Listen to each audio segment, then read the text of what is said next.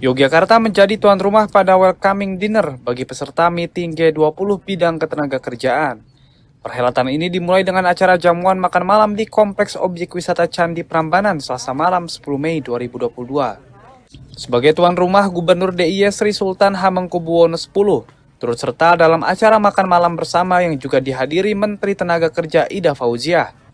Dalam sambutannya, Sultan mengatakan Yogyakarta menawarkan lingkungan bisnis yang dinamis, iklim ekonomi, dan politik yang stabil serta infrastruktur yang terus berkembang dan kaya akan SDM berkualitas. Perlu saya sampaikan, investasi di DIY diarahkan pada investasi yang berwawasan lingkungan dengan didukung oleh perbaikan iklim investasi, persebaran investasi yang merata, pemberian insentif, kemudahan investasi dan promosi terintegrasi. Selain itu, otomasi dan modernisasi proses perizinan terus dikembangkan untuk meningkatkan kemudahan dan keterbukaan iklim investasi. Sementara itu, Menaker Ida Fauziah menyebutkan ada 2 isu prioritas yang dibahas pada Employment Working Group G20 di Yogyakarta selama 2 hari ke depan, yaitu penciptaan lapangan kerja berkelanjutan melalui UKM dan adaptasi perlindungan tenaga kerja yang lebih efektif. Kita ingin mengajak seluruh anggota G20 bersama-sama membangun komitmen memulihkan dunia akibat pandemi COVID-19 di bidang ketenagakerjaan, serta bersama-sama menghadapi tantangan ketenagakerjaan ke depan, khususnya terkait dengan disrupsi ekonomi. Selain jamuan makan malam bersama, peserta EWG G20 juga dimanjakan dengan pertunjukan sendera tari Ramayana dan legenda Loro Jongrang. Dari kota Yogyakarta, Daerah Istimewa Yogyakarta, Imam Prasetyo, Kantor Berita Antara, mewartakan. Oke.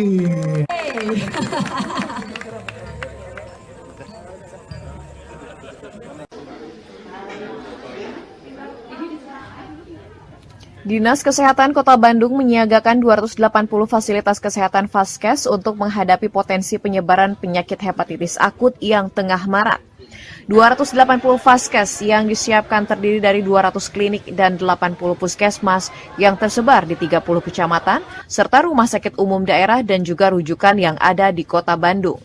Kepala Dinas Kesehatan Kota Bandung Ahyani Raksanagara pada Rabu 11 Mei 2022 mengatakan kewaspadaan terus ditingkatkan di tengah merebaknya kasus hepatitis akut sejalan dengan surat edaran Kementerian Kesehatan dan Organisasi Kesehatan Dunia WHO guna mengantisipasi penyakit yang belum diketahui penyebab pastinya tersebut. Selain memastikan fasilitas kesehatan dalam kondisi siap, pencegahan juga dilakukan dengan mengedukasi masyarakat hingga ke lingkungan terkecil mengenai gejala apa saja yang umum terjadi pada anak jika terinfeksi penyakit tersebut seperti mual, muntah, urin berwarna pekat, dan feses pucat. Selain itu, masyarakat juga diminta untuk sigap jika menemukan kasus yang memiliki gejala-gejala tersebut dengan segera membawanya ke Vaskes terdekat. Vaskes kan semua FKTP ya, kita punya klinik 200-an, puskesmas 80. Ini kan penyakit yang umum, orang mual, muntah, diare, sakit perut itu datangnya kemana aja ya, nggak khusus kan. Jadi dia datang aja. Bisa. Nah, mereka akan memilah ya. Ada tata laksana yang diberikan oleh Kemenkes, ada pertanyaannya, apakah ini, apakah itu. Fasilitas kesehatannya disiapkan, gejala-gejalanya seperti ini, kita harus waspada, nggak boleh dianggap biasa. Ya, rujukan disiapkan untuk rumah sakit. Dinas Kesehatan Kota Bandung memastikan hingga saat ini tidak ada kasus terkonfirmasi hepatitis akut di Kota Bandung. Dinkes mengimbau masyarakat untuk menjaga pola hidup sehat dengan menjaga kebersihan, khususnya saat makan dan minum, karena penularan penyakit hepatitis terjadi melalui mulut. Dari Bandung, Jawa Barat, Mardian Syah Al-Afghani, Kantor Berita Antara mewartakan.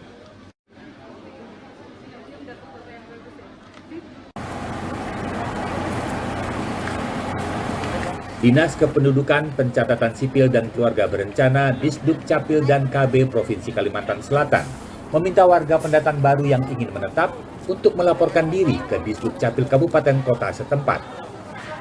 Imbauan resmi dari pemerintah Kalimantan Selatan yang disampaikan pada Rabu 11 Mei ini menyikapi kebiasaan pada setiap arus balik Lebaran, di mana banyak warga dari luar daerah Kalimantan Selatan yang datang dan ingin menetap untuk mencari kerja ataupun untuk belajar di wilayah ini. Meskipun belum terjadi lonjakan pendatang yang signifikan, namun Disduk Capil dan KB Kalimantan Selatan akan terus mengantisipasi lonjakan agar mempermudah pendataan dan administrasi kependudukan. Kepala Disduk Capil dan KB Provinsi Kalimantan Selatan Zulkifli mengatakan, Kalimantan Selatan merupakan gerbang menuju ibu kota negara IKN Nusantara yang baru, yang memiliki daya tarik untuk didatangi oleh penduduk dari daerah lain. Ya, bagaimanapun juga Kalimantan Selatan kan sifatnya open, terbuka, siapapun boleh datang, tidak ada persyaratan apa-apa. Hanya saja tentu setiap yang datang sebaiknya langsung melapor, ya, melapor kepada Dukcapil setempat kalau seandainya mau menetap, sehingga memudahkan kita. Dan yang lebih penting lagi nih teman-teman, kadang-kadang keluarga ada yang meninggal tuh lupa melaporkan. Kalau di rumah sakit nggak jadi masalah, kami catat. Tapi kalau ada yang di mana terisolir, saudaranya meninggal, dibiarkan. Itu kan kita data perlu akurat. Zulkifli menambahkan pihaknya akan berkoordinasi dengan pemerintah pusat untuk membuat layanan satu data sehingga identitas warga yang datang ke Kalimantan Selatan bisa diketahui. Ia juga meminta warga yang sudah menetap untuk mengubah kartu tanda penduduk atau KTP melalui Disduk Capil Kabupaten Kota setempat. Dari Banjarmasin, Kalimantan Selatan, Latif Thohir, Kantor Berita Antara, mewartakan.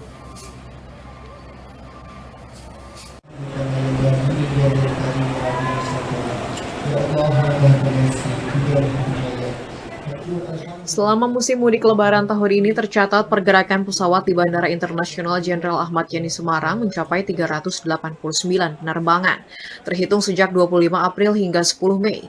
Selama masa tersebut juga pergerakan penumpang tercatat mencapai 87.265 orang, dengan rincian kedatangan mencapai 48.981 penumpang dan keberangkatan mencapai 38.284 penumpang. Pergerakan penumpang selama periode posko angkutan lebaran 2022 seperti dikatakan General Manager PT Angkasa Pura I Cabang Bandara Internasional Ahmad Yani Semarang, Hardi Arianto pada 11 Mei 2022 meningkat positif. Bahkan pergerakannya cukup signifikan dibandingkan periode yang sama dalam 2 tahun terakhir.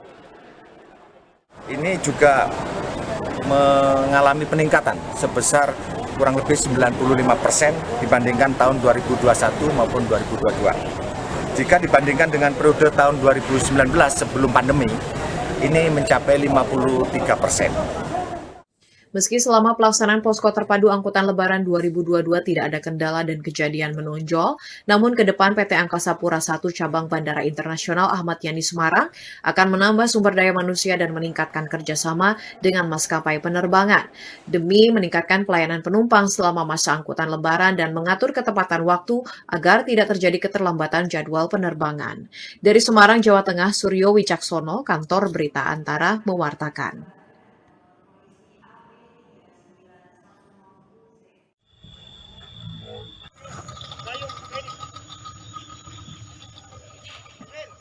Dengan melibatkan petugas gabungan TNI Polri bersama Balai Konservasi Sumber Daya Alam Sulawesi Tenggara BKSDA Sultra, serta potensi SAR lainnya, Kantor Pencarian dan Pertolongan Basarnas Kendari mencari seorang warga Kolaka Timur yang menjadi korban penerkaman buaya. Korban diketahui diterkam buaya saat memasang pukat atau jaring ikan di Sungai Desa Wungguloko, Kecamatan Ladongi, Kabupaten Kolaka Timur, Sulawesi Tenggara pada Selasa 10 Mei kemarin, pukul 17:15 waktu Indonesia Tengah. Kepala Basarnas Kendari Aris Sofingi pada Rabu 11 Mei 2022 menjelaskan, pencarian dilakukan dengan membagi 3 tim. Tim 1 menyisir di tepi sebelah kanan sungai dari LKK atau lokasi kejadian kecelakaan sejauh 500 meter ke arah hulu sungai. Selanjutnya, tim 2 menyisir di tepi sebelah kiri sungai dari LKK sejauh 500 meter ke arah hulu sungai. Sedangkan tim 3 menyisir di seluruh kawasan sungai.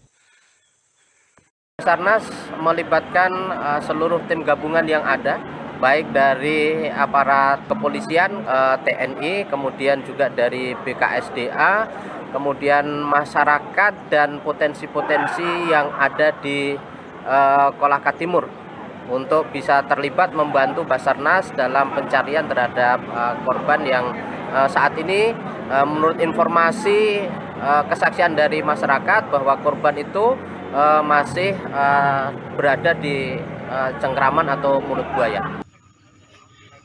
Selain petugas gabungan, pencarian juga dilakukan oleh masyarakat sekitar yang sejauh ini diketahui korban masih berada di cengkraman mulut buaya. Dari Kolaka Timur, Sulawesi Tenggara, Saharudin, Kantor Berita Antara mewartakan.